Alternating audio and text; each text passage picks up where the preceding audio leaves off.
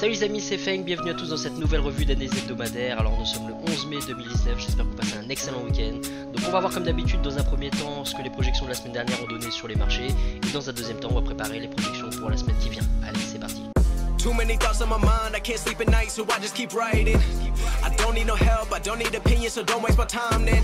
I just been living online, my city don't show me no love and that's fine. Alors juste avant de commencer, n'oublie pas de t'abonner si ce n'est pas déjà fait et pense à mettre un petit pouce bleu si tu apprécies mon travail. Ça permet de faire découvrir ma chaîne à un maximum de monde et je te remercie par avance. Alors on commence par EURUSD. Donc EURUSD cette semaine c'était vraiment pas clair du tout. Le prix il se baladait un petit peu donc au niveau des 1,12 avant de décoller comme vous avez pu voir donc en fin de semaine. Mais avant ça si vous voulez le prix il se baladait au niveau de l'instit et on n'avait pas d'indice clair pour se positionner, que ce soit dans un sens ou dans l'autre. D'accord. Donc quand on voit que un coup une bougie est au-dessus, un coup il y a une bougie est en dessous, on n'a pas de réel momentum, on n'a pas réellement de bougie de force dans un sens et donc ça peut donc prêter à confusion. Et quand c'est dans ce genre de contexte il vaut mieux rester à l'écart. Alors c'est vrai qu'on a un beau rejet du point pivot mensuel, d'accord, on a un beau rejet du point pivot mensuel, on a une bougie qui ferme bien en dessous des 1,12, d'accord, donc ça pourrait donc induire en erreur et nous faire entrer. Alors induire en erreur pas forcément, parce que tant qu'on suit notre setup, on ne se trompe pas forcément, d'accord, donc on peut prendre une perte, c'est pas parce qu'on a fait une erreur, c'est tout simplement que le marché n'a pas été favorable à notre setup, d'accord. Donc pour donc dire les choses correctement. Mais donc voilà, le prix si vous voulez, quand il se balade au niveau de l'instit comme ça, quand on regarde bien, on n'a pas réellement de beau rejet. Alors à la limite, bon selon les brokers c'est vrai qu'on peut avoir des différences, mais là vous voyez, bon là on a un genre de petite englobante qui ferme au-dessus de l'instit, mais je le dis souvent, un support, une résistance c'est une zone de prix, d'accord, c'est pas forcément les 1,12, mais c'est plutôt donc toute cette zone de prix entre 1,1180 et 1,1220 qu'on va surveiller pour voir les patterns du price action.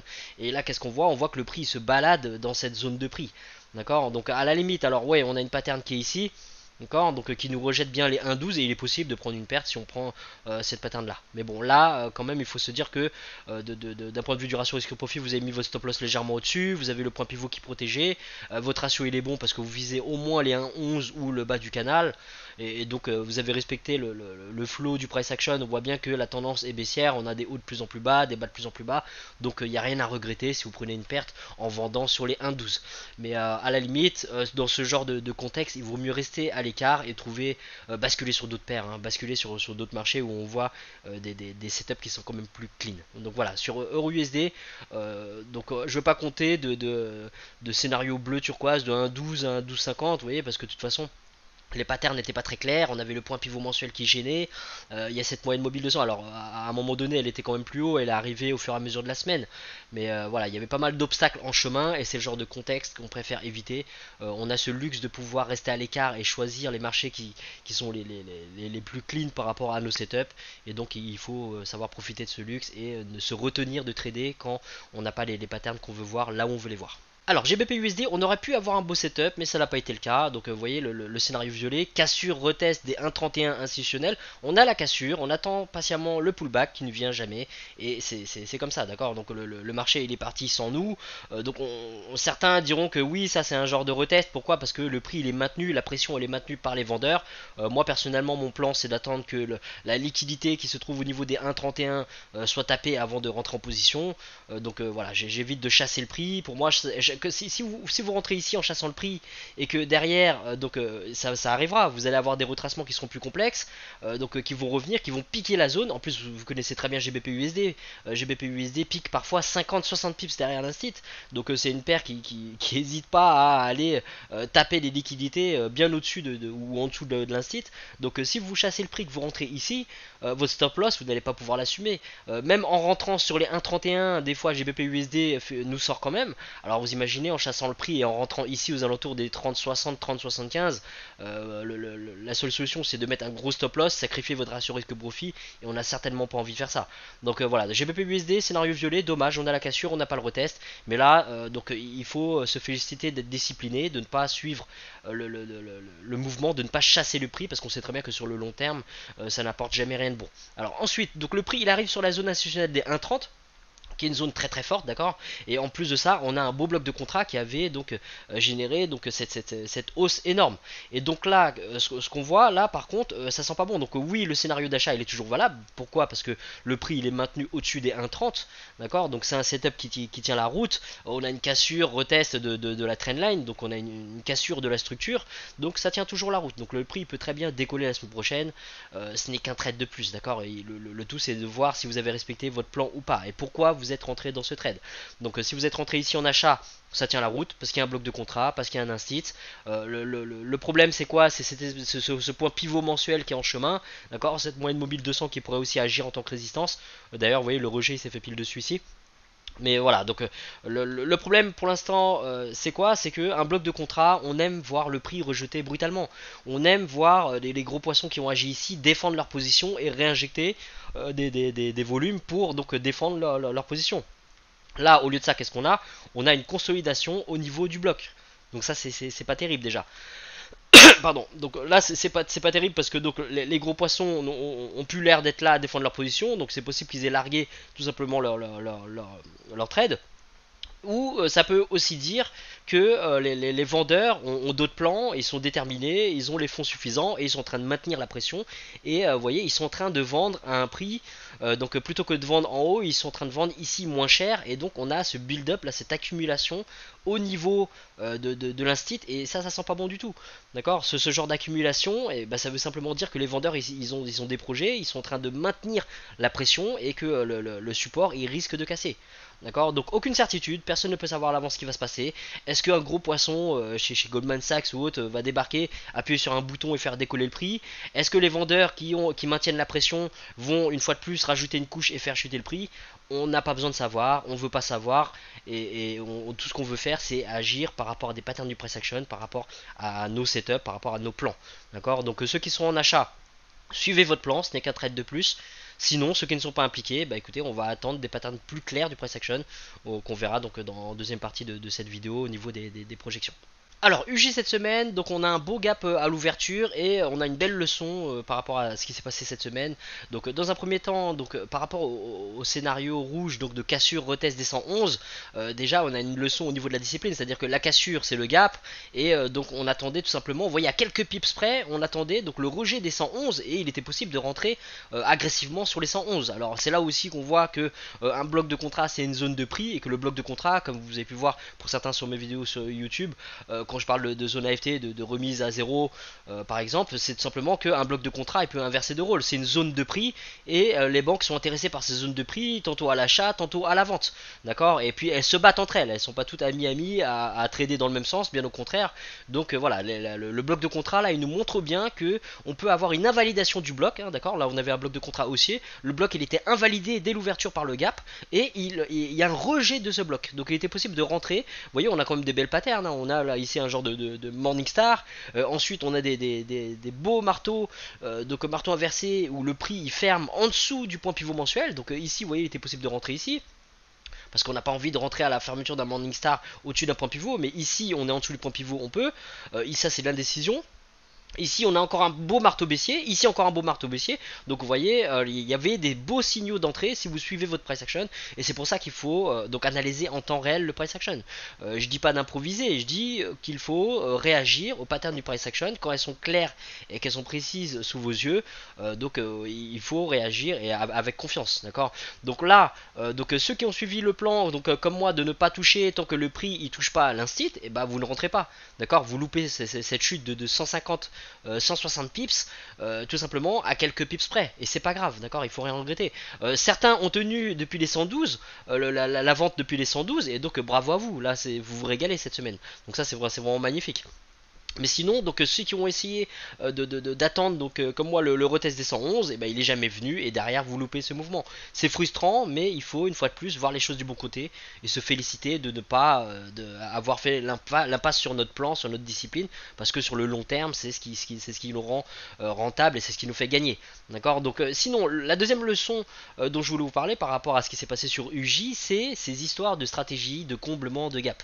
D'accord. Donc là, on a une belle leçon parce que vous connaissez lancer ces stratégies comme quoi les gaps doivent forcément se combler, d'accord, et bah regardez, là on a un bel exemple. Certains sont rentrés par rapport à des stratégies de gap, souvent donc c'est vrai que les gaps se comblent, mais là on a une belle leçon. On a une belle leçon qui est que tous ceux qui ont acheté par rapport au gap, donc déjà dites-vous que très peu ont pu acheter ici, hein, d'accord, parce que vous connaissez très bien les spreads donc à l'ouverture des marchés, et quand le marché il est ici, le spread fait que vous allez peut-être acheter dans ces zones là. Donc déjà vous allez acheter aux alentours des 50, 60 voire même plus, et donc à un moment donné ceux qui ont fait qui ont tradé cette stratégie de comblement de gap était en profit de 30-40 pips. D'accord, 30-40 pips, on se contente rarement de 30-40 pips, on a toujours cette tentation de vouloir gagner plus. On voit notre trade dans le bon sens, on se dit ah bah le trade, le prix va combler le gap. On est aux alentours des 80-90, on se dit bon bah voilà, le gap il reste encore 10, 15, 20 pips, je vais les prendre dès que j'arrive au niveau du comblement du gap, je vais couper. Et bah manque de peau, qu'est-ce qui se passe? Le prix se retourne complètement, et vous voyez cette histoire de gap qui doit forcément se combler, et ben voilà ce qui se passe. D'accord, voilà ce qui se passe. Donc voilà, j'espère pour ceux qui ont tradé cette stratégie de comblement de gap que vous aviez un stop loss qui a protégé votre position, que vous n'avez pas reposé votre trade sur l'espoir que le gap se comble, parce qu'un gap il va se combler, mais il peut très bien se combler dans la journée, dans l'heure, comme l'année prochaine. D'accord, donc voilà. Donc sur UJ, dommage pour nous par rapport au setup de cassure retest. Bravo à tous ceux qui ont tenu depuis les 112. Et donc voilà, petite leçon pour ceux qui tradent les stratégies de comblement de gap. Et donc pour finir sur la semaine, donc on a un rejet pour l'instant des 110. Alors le rejet des 110, il est pas mal du tout, parce que vous voyez là on a une belle englobante, et puis surtout on a un setup de mean reversion, de retour à l'équilibre qui tient la route. D'accord, donc pour l'instant le prix il a étendu encore un peu plus. Plus le prix il étend, même s'il vous sort, plus il nous offre une possibilité de rentrer à l'achat pour donc un retour à la zone de valeur, donc à l'équilibrium. Voilà, donc pour UJ, dommage au niveau du plan du scénario rouge, mais donc on a maintenant une belle opportunité de setup de mean reversion qui se présente à nous. Alors AUD-USD, donc c'est pareil qu'UJ, on a une belle leçon cette semaine, et donc c'est bien d'apprendre de ces périodes aussi qui sont un petit peu défavorables à nos setups, d'accord. Donc c'est là où on voit tout simplement les vrais traders qui agissent de manière professionnelle et qui tiennent donc leur discipline, et qui continuent d'appliquer leur plan envers et malgré tout, d'accord. Donc là vous voyez le marché il ouvre donc avec un gap en dessous de l'instit des 0,70, et là qu'est-ce qu'on a? Donc on a la cassure. D'accord, on est dans le cadre du scénario vert.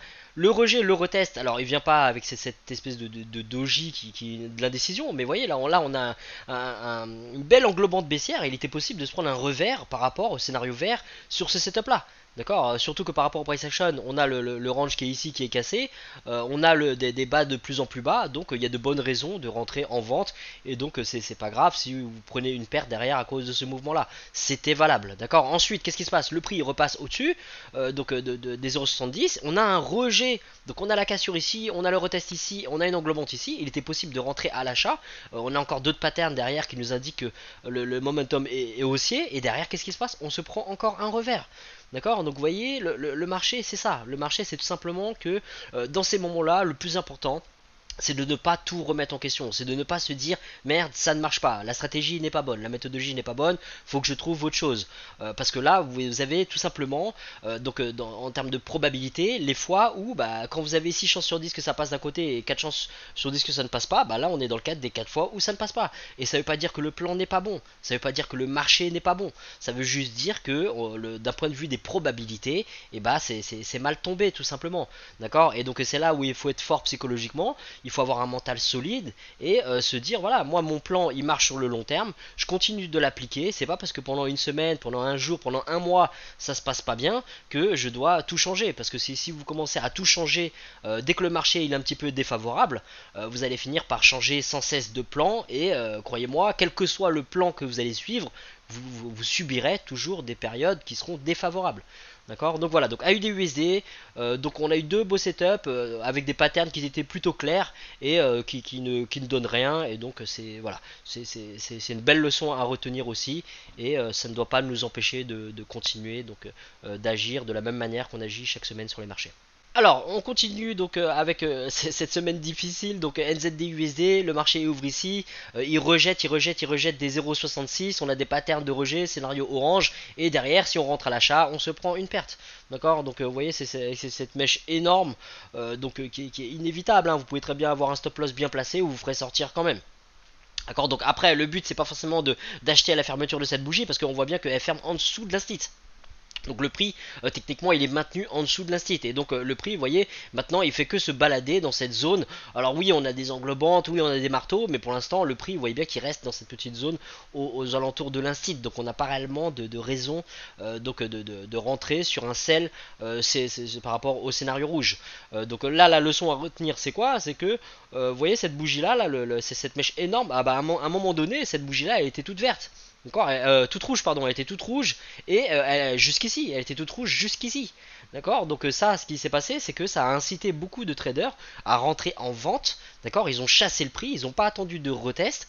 Retest que vous voyez qui nous empêche parfois de prendre des setups comme je vous ai montré sur UJ, mais retest qui nous empêche aussi de rentrer dans ce genre de configuration où déjà on arrive en retard parce que le temps de constater qu'il y a une cassure, qu'il y a une belle chute, on va rentrer dans ces eaux-là. On va pas se contenter de 10-15 pips, hein. Donc qu'est-ce qui se passe? Et ben on patiente et le prix il revient. Alors soit il nous sort, soit il nous sort pas. En tout cas, on est bien en négatif et ça sent pas bon par rapport au trade. D'accord, donc faut pas oublier que là le prix il est surétendu par rapport à la zone d'équilibre et donc le setup il est plutôt à l'achat pour un retour vers cette zone de valeur. Donc voilà, la leçon sur NZD/USD c'est que on peut prendre une perte, donc vous voyez par rapport au scénario orange, et surtout la leçon c'est de ne pas chasser les mouvements comme vous voyez ici, parce que quand on chasse un prix, on trade aux émotions, d'accord, on regarde un momentum, on voit que le prix est en train de chuter, on veut surfer le mouvement et on se prend ça dans la gueule. Donc voilà, le but, la leçon c'est ça, c'est de se dire on attend un retest, même si d'attendre le retest ça nous empêche de prendre des belles chutes comme sur UJ, et bah ça nous sauve aussi la peau des fois et il faut regarder sur le long terme qu'est-ce qui est rentable ou pas.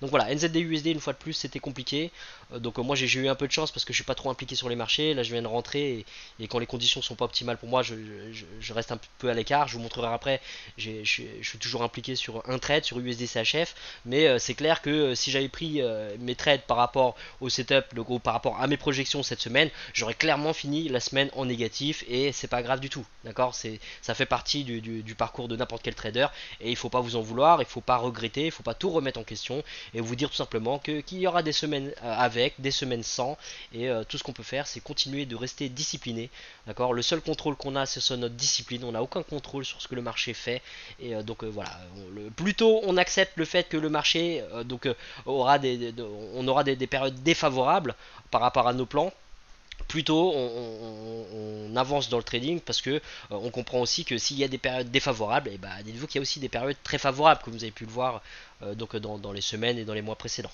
Alors cette semaine USD CAD c'est un petit peu la paire qui sauve la mise, elle sauve la mise en fin de semaine. Donc là vous voyez le marché il ouvre ici, on a toujours ce gap, le gap il est bien comblé et derrière qu'est-ce qui se passe? Le prix s'est baladé toute la semaine en plein au milieu du range entre 1,34, les 1,34 institutionnels et les 1,35. Donc il n'y avait absolument rien à faire. Quand vous êtes discipliné vous attendez de voir le prix exactement dans la zone clé qui vous intéresse et ça arrive que vous voyez donc à ce moment là donc sur les 1,35. Donc ceux qui rentrent en agressif sur les 1,35 au moment où ça touche, et bah écoutez, là vous n'êtes pas inquiété du tout, hein, vous voyez, à un moment donné vous êtes en négatif de 5-6 pips, donc rien du tout, et derrière, donc il y a une chute, vous voyez, donc de 125 pips. D'accord, donc 125 pips sur USD CAD. Maintenant, si vous n'êtes pas rentré de manière agressive et que vous tradez de manière un petit peu plus safe en attendant des patterns de confirmation, et bah écoutez, l'englobante là, on la voit très clairement. Hein, c'est pas une petite englobante, c'est une très belle englobante. Et donc on rentre à la fermeture de l'englobante aux alentours des 75, et donc vous avez une chute de 100 pips. D'accord, vous avez une chute de 100 pips. Au moins, vous verrouillez une partie, vous êtes à break-even au niveau de l'instit des 1,34. Mais donc voilà, donc USD CAD il fallait être patient, il fallait ne pas chasser le prix. Vous voyez quand on regarde de plus près les patterns, vous voyez ce genre de marteau haussier là, si on se contente des patterns donc, et sans faire attention au contexte du marché, aux zones clés, etc., et ben on rentre à l'achat dans ce genre de pattern. D'accord, on rentre à l'achat dans ce genre de pattern et puis on se prend ça derrière. D'accord, donc d'où l'intérêt d'aller travailler sur des zones clés pour obtenir des ratios risque-profit intéressants. Et donc même si vous avez pris des revers sur les autres paires que je vous ai montré juste avant, et bah, USD CAD il permet pas forcément de prendre du profit sur la semaine, mais déjà il compense un petit peu les pertes sur les pièges juste avant. D'accord, donc voilà, donc en gros 100-125 pips sur USD CAD, entre les 1,35 et les 1,34 cette semaine. Alors USD-CHF cette semaine, encore une belle leçon. Donc là je vous disais la semaine dernière que le rejet des 1,02 par rapport au retour à l'équilibre était donc vraiment une belle opportunité. Donc moi je le tiens depuis tout ce temps là. Et vous voyez c'est là où on voit que la patience paye, surtout en swing, c'est indispensable. Donc là vous voyez le prix, donc le scénario bleu, à un moment on a une cassure, ça ferme ici. On est toujours dans cette zone de prix, c'est pas une cassure très franche, hein. Quand on voit le prix comme il a été rejeté dans cette zone là, alors qu'il est monté, vous voyez jusque là, ça donne pas envie de se mettre à l'achat, tout simplement parce que on a une fermeture dans cette zone là. D'accord, donc ceux qui rentrent en agressif pourquoi pas, mais c'est le genre de situation qui vaut mieux éviter. Surtout que 4 heures après, qu'est-ce qui se passe? On a un gros rejet du prix en dessous de l'instit à 1,02. D'accord, bon on est toujours dans cette zone là, mais on a une belle mèche, on a un marteau inversé, et donc il faut être patient. Là on a une belle englobante, le prix revient, il rejette encore des 1,02, donc aucune raison de rentrer sur le scénario bleu. Par contre le scénario orange, lui, pour ceux qui n'étaient pas impliqués, donc il tient la route, d'accord, et il a fallu attendre donc la fin de la semaine pour que ce retour à l'équilibre, d'accord, de ce setup de mean reversion paye enfin. Donc 100 pips entre les 1,02 et 1,01. Donc personnellement je le tiens toujours. J'ai pas mal de swap, donc ce que je vais faire c'est que je vais attendre de viser plus, d'accord. Je vais voir si USD-CHF atteint les 1,00. On verra tout simplement. Si je vois que le prix se balade et que le swap commence à bouffer tout mon profit, et ben je couperai à break-even et puis c'est tout. Mais là aujourd'hui j'ai pas envie de sacrifier ce trade en prenant un peu de profit et bouffé par mon swap.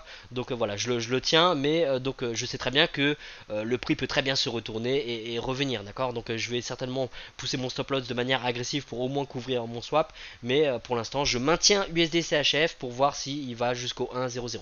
Donc bravo à tous ceux qui ont attrapé donc ce rejet des 1,02, ce setup de mean reversion, de retour à l'équilibre. On a toutes les patterns, on a tout ce qu'il faut, et au moins vous voyez sur cette paire là ça a payé donc 100 pips cette semaine. Alors pour cette semaine, donc euro USD, là on est vraiment sur une belle zone de prix, donc très très forte, donc une zone institutionnelle des 1,1250, mais on est aussi en haut de ce canal baissier, d'accord. Donc vous voyez par rapport à ce canal là, on est sur un canal baissier, en haut d'un canal baissier, donc d'un point de vue du price action, c'est vrai que le contexte il est idéal pour une vente. Maintenant c'est vrai que bon, on a déjà des rejets du 1,1250, maintenant pourquoi pas attendre de meilleurs patterns de confirmation, de meilleurs rejets, marteau inversé, englobante, etc. pour nous conforter dans notre prise de décision par rapport à la vente. Donc on va surveiller tout simplement les 1,1250, on va se méfier de ce point pivot mensuel qui pourrait nous barrer la route, mais bon rappelez-vous qu'un point pivot ne doit pas vous empêcher de trader, d'accord. Un point pivot ça reste un calcul mathématique, c'est un indicateur, et à partir de là donc on doit être attentif, on doit faire attention, mais ça ne doit pas nous empêcher non plus de prendre un trade, d'accord. Donc voilà, donc surveillez bien les 1,1250, confluence avec le haut du canal, et puis donc en cas donc de rejet, prendre une cassure retest des 1,12, ça va aussi dans le même sens, d'accord. Ça va dans le même sens que l'analyse donc du rejet des 1,1250. Donc pourquoi pas. On n'arrive pas en retard à la fête. Si on a des belles patterns par rapport à une zone clé très forte institutionnelle des 1,12, avec donc on ne chasse pas la cassure, mais on prend bien un retest avec une pattern donc à la clé, et bah on peut très bien rentrer avec de belles probabilités pour aller chercher les 111. Alors GBP USD, donc comme je vous disais tout à l'heure, on est en plein dans ce bloc de contrat qui ne réagit plus, d'accord. Donc pour l'instant il ne réagit pas, ça ne veut pas dire que le prix, donc avec certitude il va chuter, mais pour l'instant ça c'est pas bon signe, d'accord. En tout cas par rapport au bloc de contrat c'est pas bon signe. Donc on a eu une cassure de la structure, cassure, retest, on a eu un beau rejet par rapport au 1,30, par rapport à la trendline, etc. Et là le prix il a été complètement rejeté. Donc si vous montez dans les gros time frames, vous allez voir que par exemple donc en monthly, donc le plus gros time frame, en monthly on a carrément une mèche, hein, d'accord, on a vraiment une mèche. Et donc ce qui s'est passé, c'est que on a cette pattern qu'on appelle red to green ou green to red, et donc en gros la bougie est passée du vert au rouge tout simplement, et ça donc ça montre un fort signe de rejet, et surtout sur du monthly. Donc bien sûr le mois il vient de commencer, il est loin d'être terminé, donc tout peut arriver encore, mais pour l'instant on a cet indice clair que le GBP USD rejette fortement, la pression des vendeurs est là, et donc on va voir si cette accumulation, ce build-up au niveau des 1,30 va bien nous montrer donc une cassure des 1,30 pour une chute de GBP USD. Donc on n'anticipe pas, on attend de voir si on a un beau retest, une cassure, un retest des 1,30 pour se positionner. En tout cas on aura de belles probabilités à la vente. Donc le prix il est maintenu par les 1,30, on a le point pivot monthly juste au-dessus, on a la moyenne mobile 200 qui pourrait agir aussi en tant que résistance. Donc vous voyez votre ratio risque-profit il peut être vraiment très bon si vous visez les 1,29 voire encore en dessous, hein, parce que là je vous ai parlé de pattern de gros time frame. On va pas se contenter de 100 pips, hein. 100 pips ça peut paraître beaucoup pour les traders intraday, mais pour nous autres traders swing, c'est le minimum, hein. C'est le minimum qu'on va aller chercher. On peut très bien aller chercher 200, 300, 500 pips si on a la patience. Et bien sûr quand on cherche à atteindre plus de pips, et bah tout simplement il faut accepter que le prix va plus souvent se retourner, le marché il est plus souvent en consolidation, donc on va se prendre pas mal de break-even, mais quand le prix ne se retourne pas, et bah on se régale, et c'est pour ces moments là qu'on trade nous au niveau qu'on a choisi le swing tout simplement. Voilà, donc surveillez bien les patterns au niveau du 1,30, faites attention à ce bloc de contrat. Si vous êtes à l'achat, bah, écoutez, suivez votre setup, ne tâchez pas trop d'importance à un seul trade, et donc ceux qui ne sont pas encore positionnés, attendez des patterns clairs du price action pour vous positionner donc sur GBP USD. Alors pour UJ cette semaine, donc pour l'instant, écoutez, on a une cassure, on a un retest, on a un rejet des 110, donc c'est vrai que le scénario baissier est là. Ceux qui sont impliqués dans le scénario baissier, soyez patients tout simplement, hein, respectez votre setup et vous verrez bien ce qui se passe. Maintenant, tout ce qui me retiendrait moi de vendre UJ à ce stade-là, c'est par rapport à cette zone de valeur qui commence à s'éloigner. Donc là on commence à avoir une réelle extension du prix, le gap n'est pas comblé, donc vous voyez ce sont des signes qui nous montrent que UJ pourrait très bien décoller. Ça veut pas dire que le prix va pas chuter par la suite, mais en tout cas par rapport au setup de mean reversion, soit on se positionne maintenant et on prend le risque d'acheter en dessous du point pivot et de l'instit à 110, soit on attend une cassure retest, scénario violet, pour se positionner pour un retour à l'équilibre, donc au moins aux alentours des 111. Faites attention à ce bloc de contrat donc qui a inversé de rôle, hein, qui a bien réagi ici en tant que résistance et qui pourrait réagir encore. Méfiez-vous bien sûr du point pivot qui est en chemin. Ne coupez pas votre trade pour autant, hein. Maintenez toujours, donc soignez votre ratio risque-profit pour que mathématiquement vous vous en sortiez sur le long terme. Et voilà, donc surveillez bien les 110, d'accord. Pensez à cette histoire d'équilibrium. Et donc si le prix continue de chuter malgré tout, c'est vrai que là on aura un beau setup encore plus probable, donc de retour à l'équilibre à partir des 109 à l'achat, zone qui est appuyée en plus par un point pivot mensuel. Donc voilà, surveillez les 109 et les 110 cette semaine.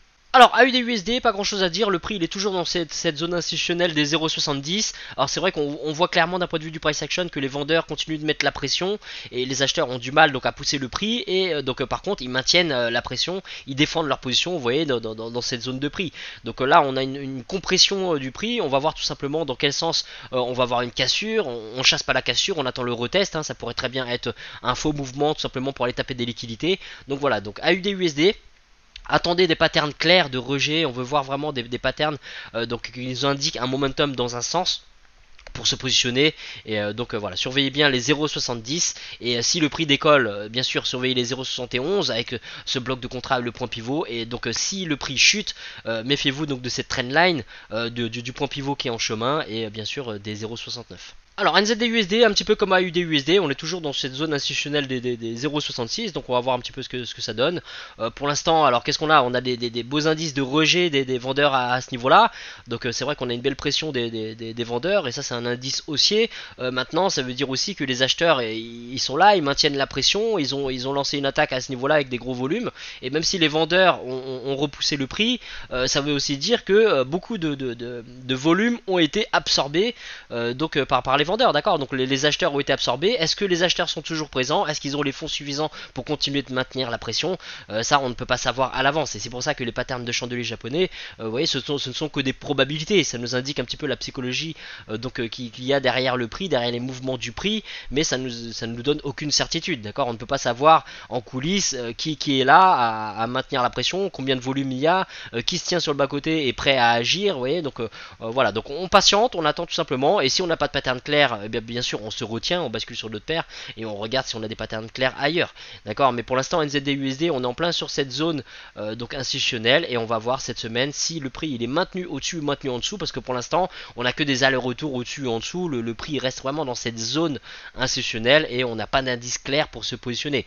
Alors c'est clair que d'un point de vue de la tendance, on a des bas de plus en plus bas, des hauts de plus en plus bas, donc c'est vrai qu'on préfère se positionner en vente, mais tant qu'on n'a pas d'indice clair, et de toute façon on ne touche à rien. Alors USD CAD, vous avez remarqué que cette paire là elle aime bien ranger, elle aime bien donc rester dans des consolidations entre deux instits, hein. Vous voyez, on a une belle période de consolidation entre les 1,33 et les 1,34, et maintenant on a exactement la même chose entre les 1,34 et les 1,35, et ça ne va pas durer indéfiniment, d'accord. Donc on surveille quand même donc ces zones clés 1,34, 1,35, donc les scénarios sont toujours valables, tout est possible sur les marchés, d'accord, mais on va surveiller bien sûr donc en cas de cassure retest, donc et vous voyez ici le range il a cassé sans retest, et ça peut aussi arriver, mais on peut aussi avoir des cas où la cassure et le retest sont magnifiques et on peut se positionner avec des fortes probabilités, d'accord. Donc juste dans un cas de scénario orange, cassure retest, méfiez-vous de ce bloc de contrat qui a institué ce mouvement, hein, d'accord, qui a cassé ce haut de range, et donc les gros poissons qui ont agi ici pourraient réagir une nouvelle fois si le prix revient ici pour faire décoller le prix, d'accord. Mais ce ne sont que des probabilités, on va surveiller ça tout simplement. Vous voyez, le prix pourrait très bien revenir se balader dans le bloc de contrat comme je vous ai montré précédemment sur une autre paire, et donc voilà, donc on surveille la zone institutionnelle des 1,34, des 1,35, donc c'est ici que les acheteurs et les vendeurs vont se battre, mais voilà, tant qu'on n'a pas des patterns du price action qui correspondent à nos plans, et on n'agit pas, d'accord. Mais on sait où surveiller le prix, on sait où on veut voir nos patterns, et tout ce qu'on a à faire maintenant c'est observer et être patient.